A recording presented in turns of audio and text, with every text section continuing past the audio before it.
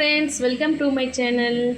இன்றைக்கி நம்ம வீடியோவில் என்ன பார்க்க போகிறோன்னா, இங்கே பாருங்கள் ஃப்ரெண்ட்ஸ், நல்லா சூப்பரான ஜூஸியான சிக்கன் 65 எப்படி செய்யலான்னு பார்க்கலாங்க. பாருங்கள் ஃப்ரெண்ட்ஸ், ஒரு 1/2 கிலோ சிக்கன் எடுத்து வச்சுருக்கேன்.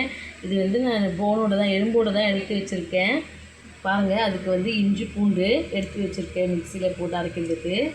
மசாலா பார்த்திங்கன்னா சிக்கன் 65 மசாலாவும் கரம் மசாலா, அப்புறம் பொரிக்கிறதுக்கு எண்ணெய் தாங்க. பாருங்கள் ஃப்ரெண்ட்ஸ், எப்பவுமே நீங்கள் சிக்கன் பக்கோடா செய்கிறீங்கன்னா அதுக்கு வந்து நம்ம ஃப்ரெஷ்ஷான இஞ்சி பூண்டு அரைச்சி நம்ம உடனே சேர்க்கறது தான் டேஸ்ட்டு கொடுக்கும், நல்ல வாசனையாகவும் இருக்கும். சிக்கன் பக்கோடாவுக்கு நம்ம பேஸ்ட்டு கடையில் விற்கிற பேஸ்ட்டெல்லாம் வாங்கி யூஸ் பண்ணிக்கிங்கன்னா அது நல்லா இருக்காது, டேஸ்ட்டும் இருக்காது, ஹெல்த்தியாகவும் இருக்காது ஃப்ரெண்ட்ஸ். அதனால் நீங்கள் எப்போல்லாம் சிக்கன் பக்கோடா செய்கிறீங்களோ அப்போ வந்து நீங்கள் இஞ்சி பூண்டு ஃப்ரெஷ்ஷாகவே எடுத்து போட்டு செஞ்சு பாருங்கள், சூப்பராக இருக்கும், நல்ல வாசனையாகவும் இருக்கும் ஃப்ரெண்ட்ஸ். இப்போ இந்த இஞ்சி பூண்டை வந்து நம்ம அரைச்சிக்கலாம். அதுக்கப்புறம் மசாலா எப்படி ரெடி பண்ணுறதுன்னு நான் காமிக்கிறேன் பாருங்கள் ஃப்ரெண்ட்ஸ். மசாலா வந்து இதில் மிக்ஸ் பண்ணிக்கலாம். நான் வந்து ஃபஸ்ட்டு இந்த இஞ்சி பூண்டு பேஸ்ட்டு தான் மிக்ஸ் பண்ணிக்க போகிறேன். இதில் பாருங்கள், நம்ம அரைச்சிட்டு வந்து கொஞ்சம் நேரம் இப்படி வச்சிங்கன்னா அதில் தண்ணி வரும். ஃபஸ்ட்டு அந்த தண்ணியை மிக்ஸ் பண்ணிக்கோங்க. ஏன்னா வந்து சிக்கன் 65க்கு நம்ம வந்து இஞ்சி பூண்டு சேர்க்குறோன்னா நிறைய இஞ்சி பூண்டு சேர்க்க வேண்டாம், கொஞ்சமாக இஞ்சி பூண்டு பேஸ்ட்டு சேர்த்துட்டு அதில் வர அந்த தண்ணியை மிக்ஸ் பண்ணிங்க. அதுவுமே சூப்பராக டேஸ்ட்டு கொடுக்கும், நல்லாவும் இருக்கும். இல்லை பொரிக்கும் போது ஒரு மாதிரி இஞ்சி பூண்டு பேஸ்ட்டு தனித்தனியாக அந்த பாத்திரத்துலலாம் ஒட்டும், கடாயில் கரண்டிலலாம் ஒட்டும்.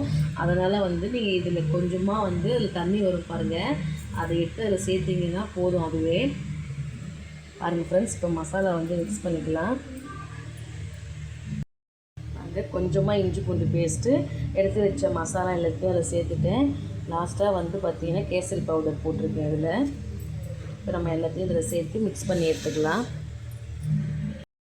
பாருங்கள் ஃப்ரெண்ட்ஸ், மசாலா வந்து நான் சிக்கனில் போட்டு மிக்ஸ் பண்ணி எடுத்து வச்சுருக்கேன். இது ஒரு 10 நிமிஷம் ஊறட்டும். நிறைய நேரம் ஊறணும்னு அவசியம் கிடையாது, டேஸ்ட்டு நல்லா வரும், சீக்கிரமாகவும் பொரிச்சா. இங்கே பாருங்கள், ஒரு 10 நிமிஷம் மட்டும் நம்ம எடுத்து வச்சுக்கலாம். அது ஊறட்டும் கொஞ்சம். அது வரைக்கும் நம்ம எண்ணெய் வந்து இங்கே சூடு பண்ணி எடுத்துக்கலாம்.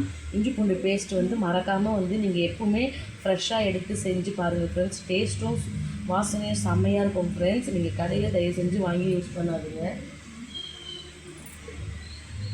வந்து அடுப்பு ஆஃப் பண்ணிக்கலாம், சிம்மில் வச்சு பொரிச்சு எடுத்துக்கலாம். இங்கே பாருங்கள், எண்ணெய் தேவையான அளவு ஊற்றி வச்சுருக்கேன்.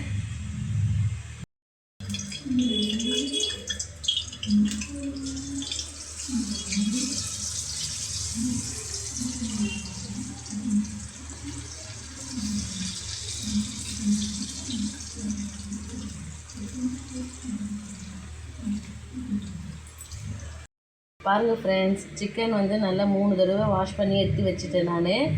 பாருங்கள், அதுக்கு மசாலா வந்து நான் பாருங்கள், இது வந்து சிக்கன் 65 மசாலா, இது வந்து கலர் பவுடர் பார்த்திங்கன்னா கேசரி பவுட்ரு, இது கரம் மசாலா, இது காரப்பொடிங்க, மிளகாத்தூள், வெறும் மிளகாத்தூள் இருக்குல்ல அது, இது வந்து கொஞ்சம் உப்பு எடுத்து வச்சுருக்கேன், இது கார்ன்ஃப்ளவர் மசாலா. நம்ம வந்து சிக்கன் 65 மசாலாலே வந்து உப்பு இருக்கும். இந்த அளவு நம்ம கார்ன்ஃப்ளவர் மாவுலாம் போடுறதுனால உப்பு கொஞ்சம் எக்ஸ்ட்ரா போட்டிங்கன்னா நல்லாயிருக்கும், இல்லைன்னா உப்பு இல்லாமல் கம்மியாக இருக்குங்க. பாருங்கள் ஃப்ரெண்ட்ஸ், எடுத்து வச்சாச்சு. பாருங்கள் எப்படி இருக்குது பாருங்கள். இது பாருங்கள் ஃப்ரெண்ட்ஸ், சிக்கன் பக்கோடா வந்து ரெடி ஆகிட்டு இருக்கு. நான் வந்து எண்ணெய் வந்து கொஞ்சமாக தான் ஃப்ரெண்ட்ஸ் வச்சு யூஸ் பண்ணுவேன். ஏன்னா வந்து நிறைய யூஸ் பண்ணோன்னா மீதி இருக்கிற எண்ணெய் வந்து அடுத்தடுத்து குழம்புங்களுக்கு தான் நம்ம யூஸ் பண்ணோன்னா அதோட டேஸ்ட் ஒரு மாதிரியாக இருக்கும். அதனால் கொஞ்சம் கொஞ்சமாக ஊற்றி நான் பொரித்து எடுத்துப்பேன். எவ்வளோ நேரம் ஆனாலுமே நான் வெயிட் பண்ணி கொஞ்சம் கொஞ்சமாக போட்டு பொரித்து எடுத்துப்பேன். பாருங்கள், நான் அதனால தான் எண்ணெய் கம்மியாக யூஸ் பண்ணியிருக்கேன். நீங்கள் வேணும்னா அதிகமாக போட்டு ஒரு டைம்லேயே போட்டு பெரிய கடாயை வச்சு யூஸ் பண்ணிக்கலாம். என்கிட்ட வந்து பெரிய கடாய் அந்த அளவுக்கு இல்லை, சின்ன கடாயிலே நான் வச்சு நான் பொரித்து எடுத்துக்கிறேன். பாருங்கள், நான் இந்த பொரித்த எண்ணெய் வந்து ரொம்ப அதிகமாக மற்ற குழம்புகளுக்கு நான் யூஸ் பண்ண மாட்டேன், அதனால தான் நான் கம்மியாக ஊற்றி பொரிச்சிக்கிறேன். பாருங்கள் ஃப்ரெண்ட்ஸ், இப்போ நான் இன்றைக்கி நைட்டு வந்து பொரிக்கிறேன்னா இதை மறுநாள் வந்து வச்சு வேறு ஏதாவது கறி குழம்புக்கு யூஸ் பண்ணிக்கலாம். மற்ற வேறு எந்த குழம்புக்குமே இதை யூஸ் பண்ண முடியாது, அதனால் நான் கம்மியாக ஊற்றி யூஸ் பண்ணியிருக்கேன். பாருங்கள் ஃப்ரெண்ட்ஸ், ரெடி ஆகிட்டு இருக்குது சிக்கன் பக்கோடா. எப்படி இருக்குது பாருங்கள் நல்லா. அதான் ஃப்ரெண்ட்ஸ், இங்கே பாருங்கள் ஃப்ரெண்ட்ஸ், சிக்கன் வந்து பொரித்து எடுத்தாச்சு. இது பொரிக்கும் போதே பாதி வந்து எங்கள் வீட்டில் காலி ஆகிடுச்சு. குழந்தைங்க இருக்கிறாங்கல்ல, அதனால் பாதி காலி ஆகிடுச்சு. பாருங்கள் எவ்வளோ சூப்பராக நல்லா கிறிஸ்பியான ஜூஸியான சிக்கன் பக்கோடா பாருங்கள். நான் சொன்ன மெத்தடில் நீங்களும் இந்த மாதிரி செஞ்சு பாருங்கள் ஃப்ரெண்ட்ஸ். சூப்பராக இருக்கும், டேஸ்ட்டும் அட்டகாசமாக இருக்கும் ஃப்ரெண்ட்ஸ். பாருங்கள் ஃப்ரெண்ட்ஸ் எவ்வளோ சூப்பராக இருக்குது பார்த்துக்கிங்களா. இது என்னோடய சேனலில் வர வீடியோவை நீங்கள் இப்போ தான் ஃபஸ்ட் டைம் பார்க்குறீங்கன்னா ப்ளீஸ் லைக் அண்ட் சப்ஸ்கிரைப் பண்ணுங்கள். பாருங்கள் ஃப்ரெண்ட்ஸ், என்னோடய சேனலுக்கு சப்போர்ட் கொடுங்க ஃப்ரெண்ட்ஸ். உங்களுடைய ஆதரவு எனக்கு ரொம்ப முக்கியம். ப்ளீஸ் சப்ஸ்கிரைப் பண்ணுங்கள் ஃப்ரெண்ட்ஸ். தேங்க்யூ, பாய் பாய்.